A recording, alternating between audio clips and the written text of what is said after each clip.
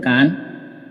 Tadi dengan analogi ada uang tadi, dia belum lihat, maka dia yakin ada. Setelah dikeluarkan baru dia percaya. Makanya pertanyaan saya, kalau memang itu framingnya, bagaimana Anda percaya Allah itu ada sedangkan Anda belum lihat gitu loh. Lalu Anda bilang yakin. Lah, yakin dengan percaya gimana perbedaan? Itu kan masalahnya di situ. Makanya saya bilang tadi, kita harus menyamakan persepsi dulu supaya ketika kita ngomong itu jangan sampai sakit ke timur kita ke barat, karena kita ini kan mau edukasi orang kan begitu loh. Jadi ketika satunya ngomongnya ke barat, pengertiannya ke barat, satunya pengertiannya ke timur, kita nggak akan dapat apa esensinya di situ untuk mengedukasi orang gitu loh. Karena ketika kita katakan bahwa yakin dengan percaya itu beda, akhirnya jadi untuk membedakan keyakinan, definisi keyakinan dengan percaya itu apa sih? Kalau kami orang Kristen, keyakinan, iman itu sama dengan bahasa sederhananya adalah percaya. Itu kata sinonimnya, sama antara yakin dengan percaya, sama. Walaupun saya belum lihat, tapi saya percaya gitu loh bro. Nah makanya saya mau kita supaya tadi. Tapi kalau memang tidak bisa keyakinan kepercayaan bro gitu, pemahaman bro, tidak apa-apa, kita juga tidak paksa. Cuma tadi kan maksud saya itu, ketika kita diskusi begini, kita menyamakan persepsi dulu supaya ketika kita membahas sesuatu itu, kita bisa ending dan orang yang mendengar kita itu teredukasi di situ. Itu pemahaman Muslim begini, pemahaman Kristen seperti ini. Nah, tinggal mereka kan yang mengambil keputusan mau ikut yang mana, kan begitu, bro? Iya, sebenarnya apa yang Abang Sniper jelasin ini sebenarnya itu sudah pada koridor benar dalam konsep tatanan Kristen. Yang kami jelaskan ini dari sudut pandang kata iman itu sendiri. Gitu ya kan Bang. Nah kalau kemudian apa yang Anda maknai, sahabat-sahabat Kristen maknai bahwa iman itu percaya sama dengan yakin dan seterusnya ya, di situ nantinya tugas kami hanya memberikan sebuah penjelasan bahwa iman, percaya, yakin itu ada fase di mana mereka hal ini kadang sama kadang juga berbeda, seperti yang analogi sederhana yang diuraikan Bang Iman tadi, seperti itu Bang. Oke lah, nggak apa-apa kalau dari Muslim begitu. Iya, ini memang berbeda konsepsi dengan teman-teman Muslim ya. Kalau kita iman, percaya, yakin itu karena ada hal-hal yang belum dikerjakan Yesus, tapi kita diminta percaya saja. Itu berkaitan dengan permohonan doa orang-orang Kristen terhadap Tuannya, yaitu Yesus Kristus. Gitu. Jadi itu dia minta sesuatu lalu dikerjakan Tuhan dengan cara yang tidak sesuai yang diharapkan oleh si pendoa. Oleh karena itu diminta percaya saja, karena ini caranya beda dengan pikiranmu. Itu maksud kenapa kita itu menyamakan iman, yakin, percaya gitu. Iman, yakin, percaya memang benar ada tahapannya, benar Bang Supa. Cuma untuk di Kristen ini susah gitu. Karena ada hal-hal yang sudah terjadi, sedang terjadi, dan akan terjadi, dan untuk itu kita diminta percaya saja, yakin saja, beriman saja. Karena semuanya itu bukan terjadi di masa lalu, tapi ada yang sudah selesai, sedang dilakukan oleh Yesus, dan akan dilakukan kemudian di kemudian hari. Itu perbedaannya Bang. Silakan Bang Sniper kalau mau nambahin. Iya, jadi betul. Artinya ada sesuatu yang sudah terjadi, kita percaya itu, kita yakin itu sudah terjadi, maupun yang akan terjadi gitu. Contoh yang sudah terjadi misalnya, kita percaya bahwa Musa pernah membela laut Teberau dengan tongkat, dan kita percaya itu, karena kita tidak hidup di situ, tapi cerita itu sampai ke kita, dan kita percaya bahwa dalam kemahakuasaannya Yahweh Elohim memang itu terjadi. Tetapi ada hal-hal yang belum terjadi. Misalnya kedatangan Kristus kedua kali. Ya. Nah, itu belum terjadi tapi akan terjadi gitu. Iya, kalau di dalam ajaran agama Islam pun meyakini bahwa sosok yang kemudian sahabat Kristen sebut Yesus itu akan datang untuk yang kedua kalinya. Islam juga mengimani itu, Bang. Oke. Lagi diskusi deh. Matikan dulu. Telepon mama ya, apa diskusi? Oke Bang Iman, mungkin Bang Iwan ada tambahan barangkali Bang? Atau kita mau angkat tema atau gimana gitu? Ya, sebenarnya Bang, sebentar Bang. Makasih ya. Sebenarnya saya belum belum sepakat dengan, ya memang tidak akan sepakat gitu ya terkait dengan Matius 25 gitu ya. Itu kan khotbah Yesus kepada Bani Israel ketika bercerita tentang hari kiamat atau hari di mana surga itu, siapa sih yang akan masuk surga, siapa sih yang masuk neraka, kan gitu. Konteks dari 25 itu kan seperti itu gitu. Kalau kita pahami benar-benar nih, saya sering memahami itu konteks Matius 25 1 sampai 46 gitu ya. Itu kalau saya sandingkan dengan Al-Qur'an gitu ya, itu sangat-sangat jelas sekali, sama gitu ya. Persis gitu. Hanya bedanya ketika di Matius 1 sampai 46 ini adalah cerita gitu ya. Cerita menceritakan kembali apa yang diajarkan Yesus gitu kepada umatnya gitu. Nah, itu dituangkan di dalam Matius 25 1 sampai 46. Tapi ketika kita bicara Al-Qur'an, itu adalah firman yang disampaikan kepada Nabi Muhammad, itu langsung firman Allah gitu. Nah, bedanya itu, tapi substansinya adalah sama tuh. Itu yang saya pelajari dari Matius 1 sampai Matius 25 1 sampai 46. Sangat jelas sekali bahwa situ adalah gadis bodoh, itu adalah lambang atau perumpamaan orang-orang munafik. Di Al-Quran juga ada orang-orang munafik. Orang-orang munafik itu adalah orang-orang Islam itu sendiri kan itu. Nah, kemudian gadis bijaksana adalah itu orang yang beriman, itu pun orang Islam itu. Jadi golongan orang beriman ini ada dua nih gitu ya. Orang Islam itu ada dua, beriman dan munafik itu. Nah, tapi ketika kita bicara tentang orang kafir gitu ya, nah itu ada satu, hanya satu itu orang kafir itu. Jadi sangat jelas sekali bahwa Matius 25 1 sampai 46 itu adalah gambaran dari manusia di bumi ini itu. Golongan orang munafik, golongan orang beriman, dan satunya adalah orang kafir. Mungkin itu yang bisa saya sampaikan kepada teman-teman. Oke, enggak apa-apa bro, itu enggak apa-apa, itu perspektifnya teman-teman muslim, enggak apa-apa ya, kita tidak menentang itu. Tapi kalau dalam konteks Matius pasal 25 tadi itu kan juga hampir sama lah tadi bro bilang tadi, tapi itu berbicara karena Yesus ini tidak sedang berbicara kepada keseluruhan bangsa Israel, tapi dia sedang mengajar murid-muridnya, mengingatkan mereka untuk ada orang yang akan seperti ini. Jadi Yesus sedang mengajar khusus murid-muridnya ya. Murid-muridnya bukan 12 rasul saja loh ya, tapi orang yang sudah percaya kepada dia, yang mengikuti dia dalam setiap pelayanannya. Ketika dia pergi pelayanan, mereka ikut mendengar ceramah-ceramahnya Yesus itu kan. Nah, jadi dia tidak sedang berbicara kepada umat Israel secara menyeluruh, tidak. Dalam konteks ini kalau kita baca dari konteks-konteksnya sebelumnya itu, dia sedang berbicara khusus kepada pengikutnya saja gitu, bahwa kerajaan sorga ini seperti ini, makanya kamu harus berjaga-jaga. Jadi dia beritahu kepada pengikutnya ini untuk berjaga-jaga. Kalau yang belum percaya dia tidak ngomong itu, mereka belum percaya kok gitu. Tapi mereka ini yang sudah percaya. Tapi ya seperti bro tadi ya, bahwa di Islam juga sama. Tapi kita juga di Kristen, pengikut Yesus juga begitu. Orang-orang yang menamakan dirinya Kristen juga begitu. Ada yang ya ikutnya sungguh-sungguh, tetapi ada juga yang ogah-ogahan gitu kan. Dalam istilahnya teman-teman muslim itu munafik gitu kan. Nah, kalau kita itu yang sungguh-sungguh dan tidak sungguh-sungguh gitu kan. Nah, nanti Yesus nanti pakai analogi kambing dan domba gitu kan. Kalau domba itu penurut, sedangkan kambing itu ya tahulah kambing itu karakteristiknya seperti apa gitu. Nah, jadi memang dalam konteks Matius 25 itu berbicara tentang dua golongan itu juga sama. Kalau mau disamakan itu seperti itu.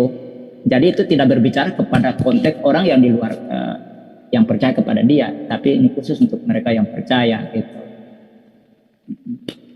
Oke, mungkin ada topik lain lagi yang mau dibahas. Halo, selamat malam. Oh, selamat malam Pak, silakan Pak. Iya, saya boleh tanya sama Bang Suma, Pak? Silakan Bang, silakan. Iya, terima kasih. Mohon maaf nih. Jadi gini Bang Suma, saya ingin tanya aja ya, karena saya kan nggak tahu nih.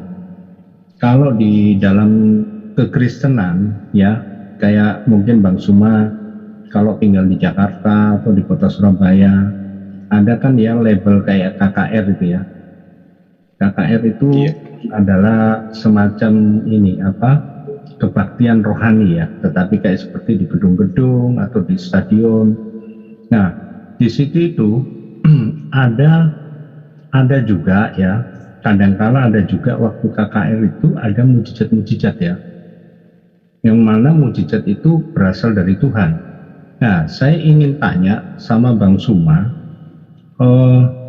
ada nggak di dalam keislaman ini semacam kayak KKR itu ada mujizat-mujizat terjadi?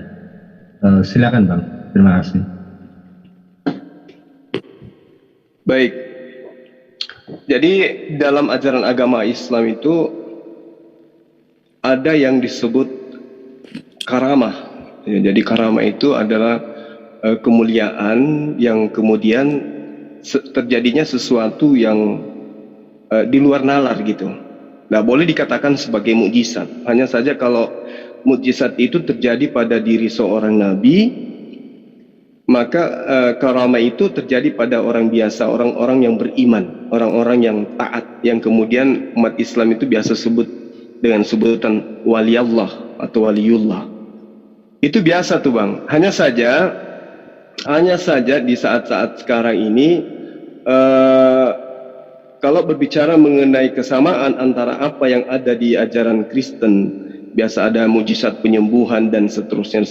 Itu di Islam itu kami tidak menemukan secara menyeluruh, ya, tidak ditemukan secara menyeluruh, tapi terkadang ada juga orang yang mampu menyembuhkan gitu dengan cara seperti misalnya diruqyah, membacakan ayat-ayat suci Al-Quran sehingga orang itu bisa sembuh. Seperti itu. Misalnya ada keluhan, kemudian dia didoakan, nah orang itu kemudian bisa sembuh. Itu ada di dalam ajaran agama Islam. Kami sebutkan dengan karamah atau kejadian luar biasa yang terjadi pada orang yang diberi semacam mujizat lah kalau di dalam ajaran, kalau di dalam diri seorang nabi. Jadi kejadian yang terjadi yang tidak selayaknya gitu, yang tidak lumrah. Jadi kejadian yang luar biasa yang diberikan oleh Allah kepada para wali, itulah yang disebut dengan karamah. Tapi kalau di dalam Islam, orang-orang yang bisa mendapatkan ini adalah orang-orang yang betul-betul bersih lahir dan batin. Itu Bang. Setahu saya sih asal-asalan juga bisa tuh, Juma. Gimana? Setahu saya yang begitu, orang tanpa ilmu agama itu bisa melakukan loh. Ya, betul. Jadi bahkan dukun-dukun juga bisa melakukan apapun itu, mereka bisa lakukan kalau mereka menggunakan misalnya media jin. Ya, kejadian-kejadian seperti itu bisa terjadi. Seperti misalnya kejadian orang yang menyembuhkan kan, bisa jadi itu diperoleh dari kekuatan jin, bisa. Tapi ada juga yang betul-betul kejadiannya dari Allah. Ada benar-benar kejadiannya itu karena kedekatan seseorang itu kepada Allah. Misalnya orang yang saya sebutkan tadi, waliullah, orang yang mendapatkan karamah, benar-benar itu karena petunjuk dari Allah. Tapi pakai Al-Quran ya? Itu udah pasti tuh Bang. Mereka pasti menggunakan. Iya. Bisa juga mereka tidak menggunakan bacaan Quran, hanya dengan niatan, hanya dengan doa kepada Allah. Dengan niatan, ya Allah, tolong sembuhkan ini. Doanya diterima, doanya diijabah. Itulah yang dimaksud dengan karamah. Ya, orang-orang wali, orang-orang yang suci gitu. Berarti ya, pakai Al-Quran, dia belum tahu itu dapat dari Allah atau dari jin ya? Tergantung dari orangnya. Kan kita bisa lihat orang-orang yang beriman itu seperti apa, orang-orang yang mendapatkan karamah itu seperti apa. Kalau kesehariannya tidak mencerminkan sebagai orang yang bisa dipercaya dalam hal segi iman, akhlak, perkataannya dan seterusnya, kemudian dia memperlihatkan sebuah mujizat, itu diragukan. Oh, berarti jin juga bisa bisa mengabulkan doa-doa asal baca Al-Quran gitu. Oh, bukan asal baca Quran. Mau baca apapun, baca gospel juga bisa. Jin itu bisa bekerja kepada siapapun. Termasuk menyembah kepada Tuhan yang Anda katakan Tuhan itu bisa. Coba Anda lihat di Markus 5, ya Markus 5 nomor 2 sampai nomor 6. Orang yang kerasukan iblis pun menyembah Tuhan Anda. Orang bicara tentang Quran, tentang Islam kok jadi bawa-bawa di Markus sih, Bang Sul? Enggak, Ya ini kan Iya, nggak apa-apa sih. Memang maksudnya nggak perbandingan. apa-apa. Memang Di dalam Markus itu, di dalam cerita Markus itu memang orang kesurupan itu kesurupan setan. Cuma Iya, yang tadi kan menarik pertanyaannya itu kalau di Islam itu seperti apa penyembuhan? Itu kan Iya, tapi Mbak pertanyaannya. tidak boleh membatasi saya, dan itu hak saya menjawab. Juma itu dua hal yang berbeda. Yang di Markus tadi yang Juma sebutkan itu kan orang yang kemasukan setan, Iya. bukan orang disembuhkan oleh setan, oleh Nah, jin. sama Bang, sama orang yang misalnya dukun, ya, misalnya dukun. Dukun itu kan pasti menggunakan media jin, makhluk halus untuk menyembuhkan. Tapi baca Itu nggak bisa Al-Quran. Tapi baca Ada yang Al-Quran baca gitu. Al-Quran, ada yang baca gospel, ada yang baca Bible, Enggak ada yang baca ada baca bahasa mantra Cuma kagak. Bugis, mantra Cuma Jawa, bentar. mantra Iya, apapun. iya, saya ngerti. Boleh sebentar, Oh, jin teman-teman. itu tidak melihat dari bahasa apa dia baca apa. Kalau yang Iya, dikatakan saya tahu. jin, kalau yang dikatakan jin, saya katakan sekali lagi, kalau yang dikatakan jin, jangankan dukun, jangankan orang yang sakti. Mohon maaf, orang yang Anda katai Tuhan saja dicobai loh oleh jin. Ada perbedaan prinsip di sini Bang Juma. Jadi Iya. pertama itu kalau bicara tentang Markus yang orang kesurupan itu, si setannya ketakutan Bang Juma. Ketakutan sehingga dia mengatakan, apakah waktunya sudah saatnya dihukum? Kamu datang kemari untuk menghukum kami, begitu loh. Jadi itu pengakuan atas otoritas manusia Yesus yang kami puja. Itu oleh setan itu sendiri ketakutan. Tetapi setan itu tidak pernah takut kepada para rasul sampai para rasul itu penuh dengan Roh Kudus. Begitu. Nah, lalu mengenai pencobaan Yesus, oh iya, sekali untuk selamanya itu. Begitu. Karena dia itu manusia tanpa kuasa pada saat itu. Gitu. Jadi dicobai persis seperti manusia yang lain, sama seperti kita dicobai. Hanya dia berhasil menang dan kita sering kalah, begitu aja. Iya, jadi saya katakan, bentar, saya Bang katakan, Juma. iya, Juma, silakan, bentar. silakan. Saya jadi Silakan. mau tegaskan tadi tentang jin, asal dukun itu membaca Al-Quran, dia bisa menyembuhkan lah ya, istilahnya ya.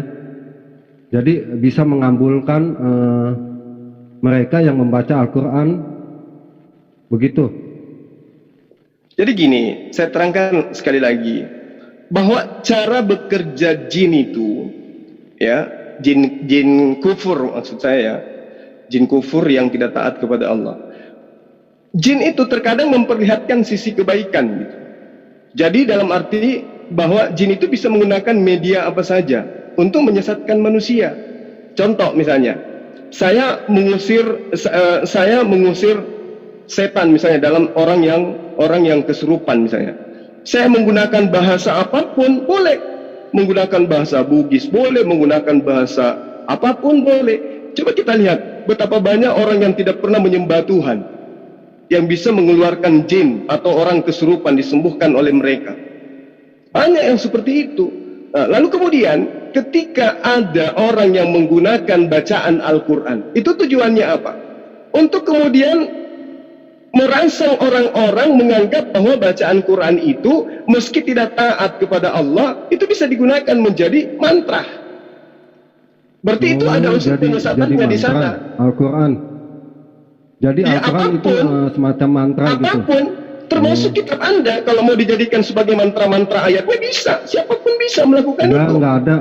Iya, Tadi- itu perbedaannya di situ Bang. Perbedaan Nah, sekarang begini, dan kuasanya sekarang di begini, situ. kalau Anda mengatakan Al-Quran dijadikan ayat mantra, betapa Enggak, banyak orang di luar Juma, sana di kitab Anda juga menggunakan kitab Anda mengusir setan. Contoh misalnya, bagaimana kemudian tunggu, saya sedang menjelaskan. Bagaimana kemudian Yesus mengusir orang yang menggunakan nama Yesus untuk mengusir setan?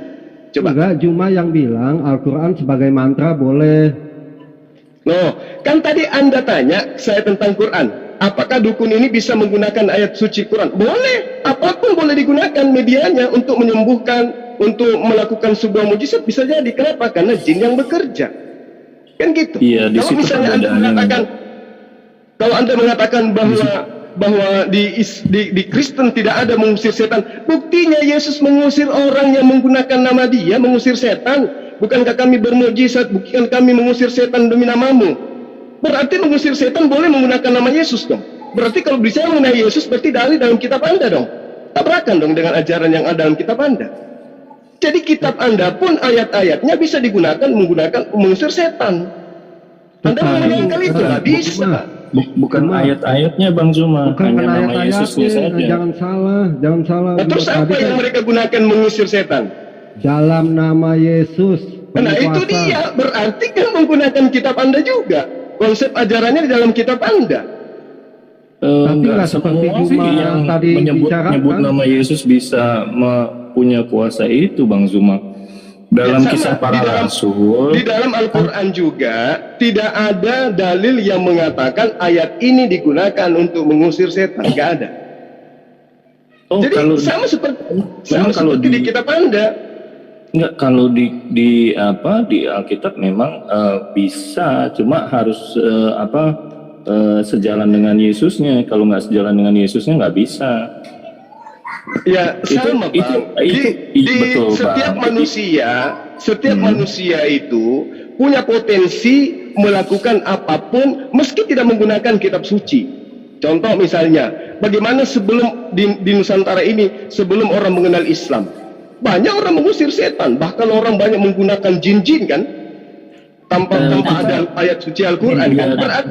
Berarti ayat suci Al-Quran itu hanya mereka manfaatkan saja. Agar contoh misalnya, kita kalau di Kristen itu tidak menggunakan jin, jadi kita nggak ngerti yang namanya jin atau apa-apa itu, kita taunya malaikat dan Tuhan gitu.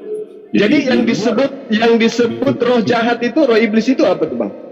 Ya itu, jadi penamaan di Kristen. Nah itu yang kami maksud jin. Itu yang dimaksud jin. Jadi kita berbeda istilah lah begitu ya Bang ya. Berbeda istilah. Jadi penggunaan kata itu jin itu nggak ketemu kalau di perjanjian lama maupun perjanjian baru. Taunya roh itu bersifat jahat, ya roh jahat gitu loh. Roh itu bersifat baik, ya malaikat begitu.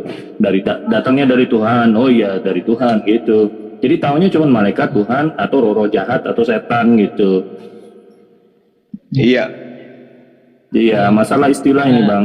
Cuma kita nggak pernah pakai jin untuk ngusir jin, karena Yesus ngajarkan kerajaan itu akan terpecah kalau si jin ngusir jin, atau setan ngusir jin, atau jin ngusir setan gitu. Kerajaan mereka akan terpecah, dan itu tidak mungkin, karena mereka menyatu sama-sama ke neraka semua gitu loh. Gitu, itu bro. Jadi terus gini bro Zuma, kalaupun ada dukun ataupun orang lain ya yang belum percaya Yesus, pakai nama Yesus bisa terjadi mujizat? Bisa, karena yang berkuasa itu nama itu. Nah orang-orang itu tidak memakai ayat-ayat Alkitab, tapi mereka memakai nama Yesus. Kenapa? Karena nama Yesus itu mau dipakai untuk berbuat jahat atau apa. Ketika nama itu dipakai, maka dia membuktikan bahwa namaku itu berkuasa. Dipakai oleh siapapun, itu pasti punya kuasa. Gitu. Nggak pandang itu dia percaya dia sebagai Tuhan atau tidak. Kalau pakai, itu pasti terjadi sesuatu yang spektakuler gitu. Karena yang berkuasa itu nama itu. Gitu. Tapi kalau hanya pakai misalnya Kejadian pasal 1, pada mulanya Allah menciptakan, terus usir setan, nggak mempan. Gitu. Tapi nama itulah yang berkuasa, karena itu nama Yahweh sendiri. Nah, terus kan bro Zuma, aku mau tanya sesuatu yang bagi saya itu menggelikan gitu loh di hati saya. Nah, mungkin bro Zuma bisa jelaskan. Nah, saya pernah nonton videonya siapa tuh Ustadz Nababan. Dia buat sebuah atraksi di mana dia ambil ayat Alkitab lalu disuruh dibaca oleh salah satu pesertanya, kemudian ditekan tangannya, itu langsung lemah tangannya. Terus diambil Al-Quran, dibaca, kemudian ditekan, wah kuat sekali gitu. Terus dia menarasikan bahwa ini loh ayat Alkitab ini tidak punya kuasa kalau Al-Quran punya kuasa. Nah menurut Bro Zuma sendiri praktek seperti ini benar apa enggak gitu? Karena kita kan sudah ada di YouTube dan ditonton orang banyak gitu. Gimana itu Bro? Ya, Menurut jadi kalau Juma yang saya tangkap tadi itu dari jin. Menurut penjelasan jadi gini. lewat sih YouTube yang Silakan. Jadi gini. habis dipotong sih sama Kuari, jadi kagak masuk itu Kuari tadi. Saya belum jelas betul tadi. Ya udah lanjut. sorry bos. Oke, silakan dulu. Nah, nanti dilanjutkan lagi deh. Lanjut Juma. Nah, gitu. Karena aku Oke. melihat itu menggelikan aja sih itu. Gimana, Bro? Iya. Oke, jadi saya boleh mengambil sebuah pepatah yang mengatakan bahwa semut di seberang lautan itu nampak, gajah di dalam pelupuk mata sendiri tidak nampak. Jadi kalau misalnya ada orang yang mempraktekkan hal seperti itu menggelikan, tapi Anda lupa bagaimana kemudian ya ada Tuhan dilahirkan oleh manusia tapi tidak menggelikan. Enggak, jangan ke situ dulu, Bro. Jangan ke situ. Ya, dulu. ini hanya pepatah, hanya Iya. pepatah. Enggak, Tunggu tapi dulu. pepatah. Saya tapi baru mau pepatah- menjelaskan. Sebentar, Bu. Sebentar, Oke. Bu. Sebentar. Saya potong, Bro. Itu pepatah, tapi itu langsung Langsung menjudge, nyeletuk ke hati. Tuhan Ya, tadi. memang itu faktanya. Nah, jadi sebentar. Yang aku tanyakan, apakah itu betul apa enggak gitu? Oh enggak. Itu tidak ada contoh Itu di dalam aja. ajaran agama Islam. Nah, itu saja sumbernya maksud ada Rasulullah saya. Muhammad Sallallahu Alaihi Wasallam. Itu tidak ada Nah. contoh. Nah, Ya, itu tidak ada contoh. artinya Bro Zuma tidak setuju dengan itu karena saya merasa itu sebuah eksperimen yang bagi saya itu konyol gitu loh. Nah, apakah keseluruhan Islam itu punya paham begitu? Makanya saya tanya Bro tadi. Nah, makanya Bro ketika framing ke situ lain lagi, makanya saya potong tadi. Oke, terima kasih. Gitu. Iya. Ada lagi yang lain? Halo Bang, dikit Bang. Ya, silakan. Sedikit nambahin aja nih. Sebetulnya apa yang dilakukan Ustaz Nababan itu sama persis yang dilakukan oleh teman-teman Nasrani Kristen ya, yang terkadang di KKR itu dia mencoba memberikan atraksi penyembuhan gitu ya. Nah, itu juga itu lain lagi, Bro. Itu asumsi, Bro. Itu asumsi, iya, Bro. sebenarnya Ya, sama. itu Artinya asumsi. gini, Enggak.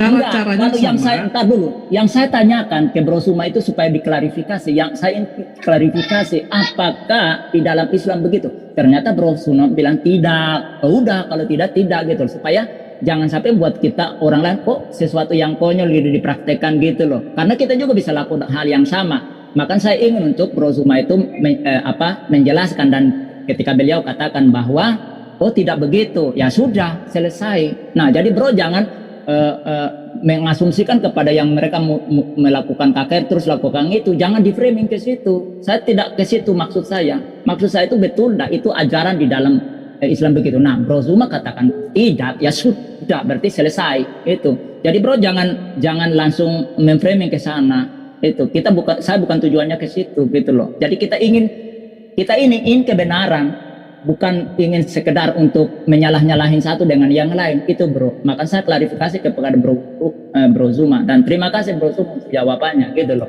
Itu, Bro. Iya. Itu hanya Halo. sandiwara itu Om Bram. Nah, enggak, saya setuju dengan Bro Zuma itu. Ya, Bang Suma, saya Ya. boleh tanya sekali lagi terkait dengan Boleh. masalah mujizat ya.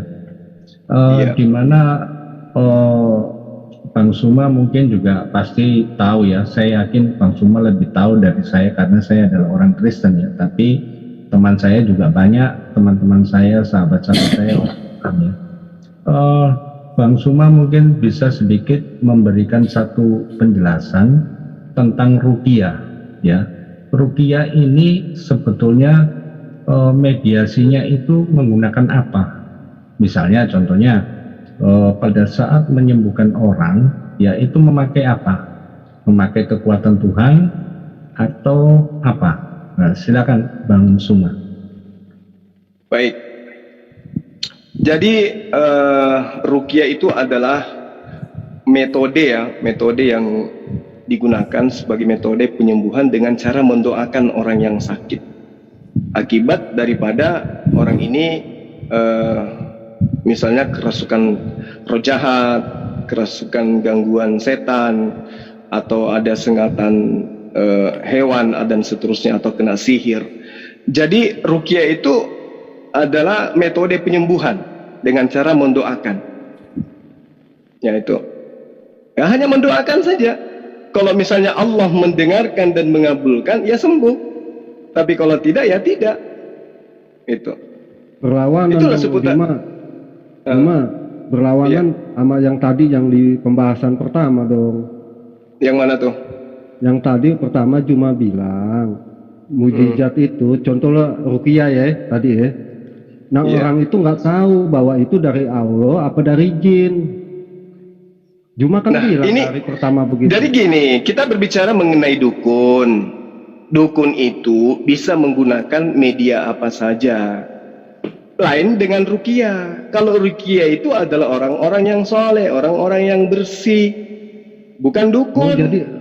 Jadi dia tahu beda bahwa lah. Sama ketika Anda mengatakan antara pendeta dengan dukun, pasti Anda katakan beda. Iya kan? Pasti beda. Nah, sama seperti kami, bahwa ruqyah itu seperti saya misalnya, saya baca ayat suci Al-Quran di rumah saya misalnya, ya dengan tujuan meminta kepada Allah agar dijauhkan dari mara bahaya. Itu bisa. Itu namanya ruqyah. Agar anak-anak saya tenang, bisa tidur nyenyak, saya bacakan misalnya Al-Quran. Itu namanya ruqyah. Nah, kalau bukan surat jin dukun yang dipakai. Kalau ruqyah bukan surat jin yang dipakai. terserah teman-teman yang mau meruqyah, iya. Terserah saja. Berarti Mau surat apapun. jin juga dong yang nolongin. Maksudnya gimana? Kan baca surat jin, berarti mintanya sama jin. Oh gitu. Jadi itu penjelasan Juma gimana? Jadi kalau Anda baca kitab Lukas, Anda mintanya di Lukas. Gitu ya? Saya kan nanya, Lucu-lucu nih teman-teman nih. Penjelasan Juma gimana gitu. Ya, jadi Ya, boleh saya tanya. Maksudnya Bro Zuma, si Bro Apian itu menanyakan Bro Zuma biar Bro Zuma menjelaskan gitu. Iya menjelaskan Ya, kan tadi bilang Al-Quran dianggap mantra. nah, siapa yang anggap mantra? Tadi barusan ini kan Nah, inilah hebatnya kalian. Nah, itu hebatnya kalian, ya kan? ini kan direkam. Saya mengatakan siapapun bisa menggunakan ayat-ayat suci Al-Quran. Pendeta juga bisa menggunakan ayat suci Al-Quran. Tidak masalah. Sebagai mantra. Sebagai mantra. Ya, sebagai alat gitu. untuk mereka gunakan untuk menyembuhkan, bisa. Ya sebagai mantra. Tadi bilang Iya, bisa sebagai iya. mantra. Tapi Al-Quran itu bukan mantra. Tapi ketika ada dukun yang membacakan sebuah kata per kata menjadi sebagai untaian kalimat, itulah mantra. Karena yang membacakannya adalah dukun. Kalau dia adalah pujangga, apa yang dibacakan itu menjadi syair. Ya, Kalau dia adalah seorang pelopor, apa yang dibacakan itu menjadi pidato. Kalau dia nabi, apa yang dibacakan itu sabda. Ya, selamat malam semuanya. Salam damai dan sejahtera. Boleh saya minta pendapatnya Ustadz mengenai ada yang katanya kan jin-jin itu ditobatkan kemudian diajak masuk Islam sama si mediator itu, gimana itu pendapatnya? Ya, sebenarnya dalam Al-Quran itu wa ma khalaqtul jinna wal insa. Jadi ada hal yang tidak diketahui oleh manusia, bahwa sebelum kita dicipta, mereka jin ini adalah makhluk yang lebih dulu dicipta. Mereka inilah golongan-golongan yang tadinya dipinta oleh Allah untuk menghormat kepada Nabi Adam alaihissalam. Ya, maksud saya apakah perbuatan itu tidak termasuk kepada kemusyrikan? Karena itu kan berhubungan dengan dunia roh begitu. Kalau di dalam sebenarnya gini loh Bang. Saya pribadi ini pribadi loh saya berbicara ya. Kalau kemudian ada orang yang interaksi berbicara dengan jin kemudian jinnya itu diajarkan dalam arti kata diajak berbicara, bertemu dengan dia, dan itu tidak ada panduan di dalam agama kami gitu loh. Bahwa mereka harus mengislamkan jin, itu tidak ada dalam ajaran agama kami. Ya betul, Tapi itulah yang jin- aneh memang. Tapi Ya, ada tapi surat jin- jin ya. Ya tapi ada surat Ada. jin. Iya.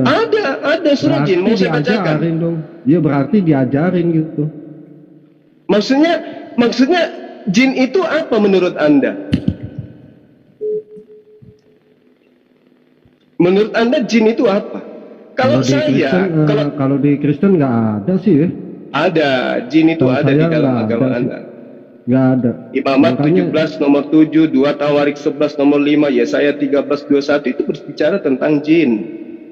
Ya, kecuali kalau Anda belum pernah kalau di belajar situ itu. bro, kalau di situ jin di situ itu roh jahat.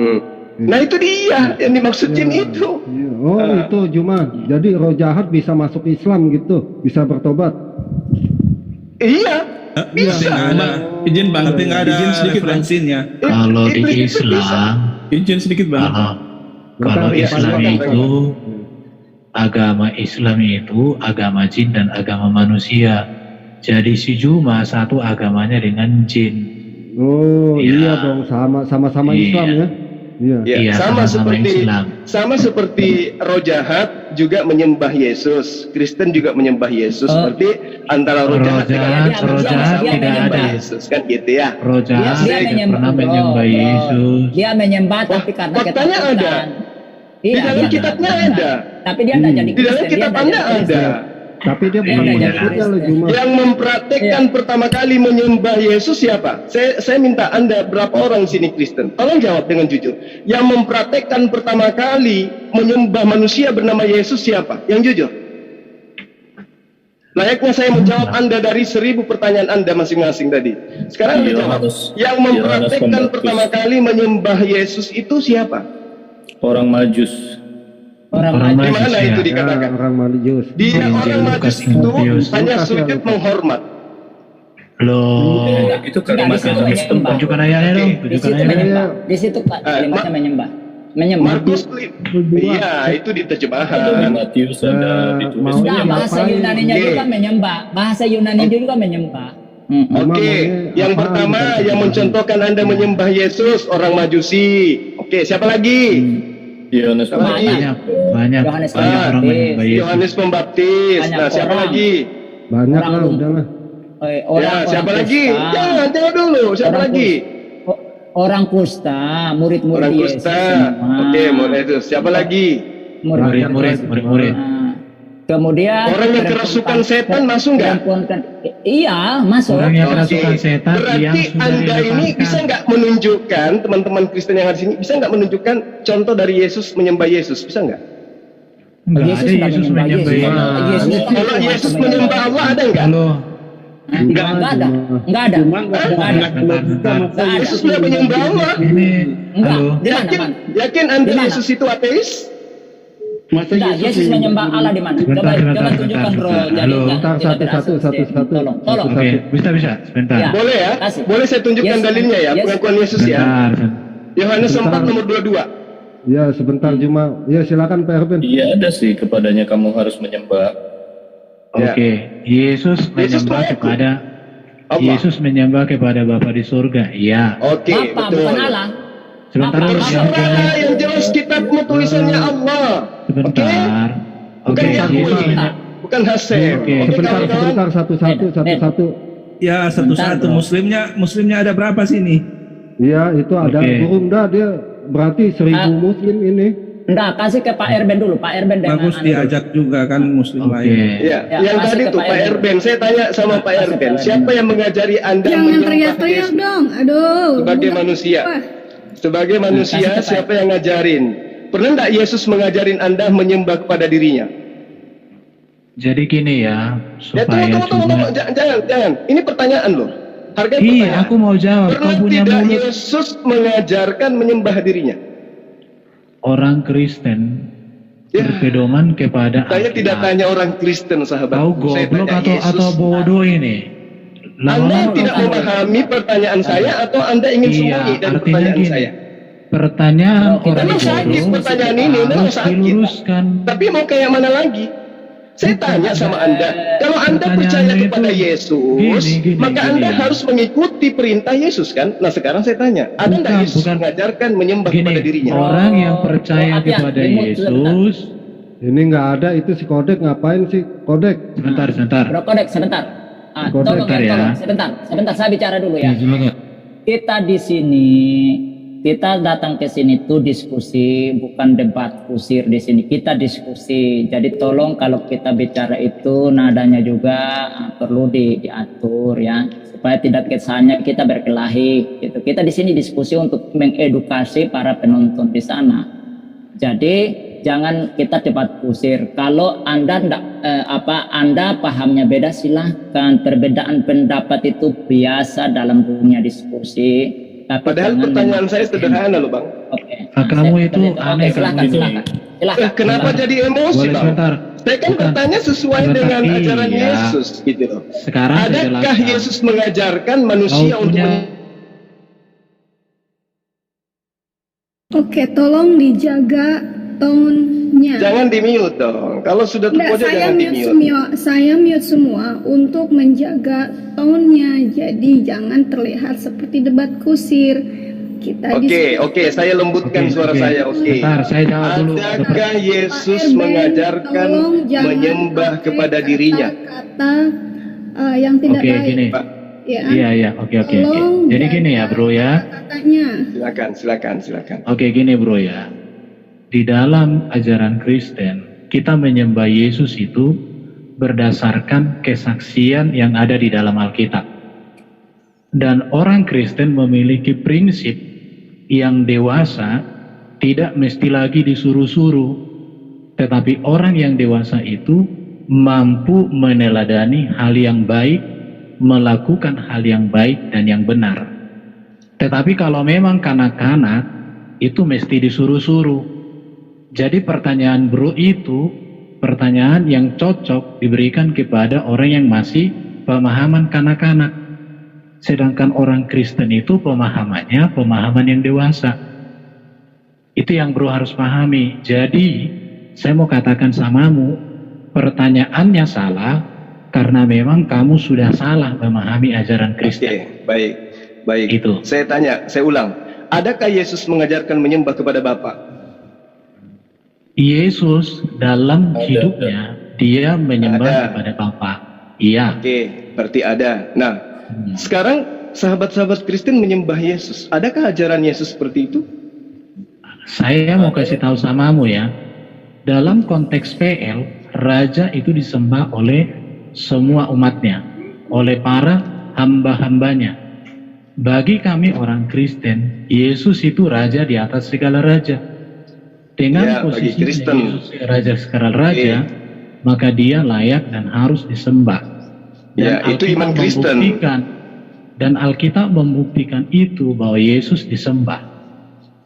Ya. Di situ. Ya tadi yang menyembah Satu Yesus lagi, kan satu sudah lagi. diuraikan. Sebentar, satu lagi. Ada orang Kata menyembah itu kata yang netral. Siapa yang disembah, maka makna kata menyembah itu bisa berubah arti. Orang Kristen menyembah Bapa sebagai Sang Pencipta yang darinya Yesus berasal.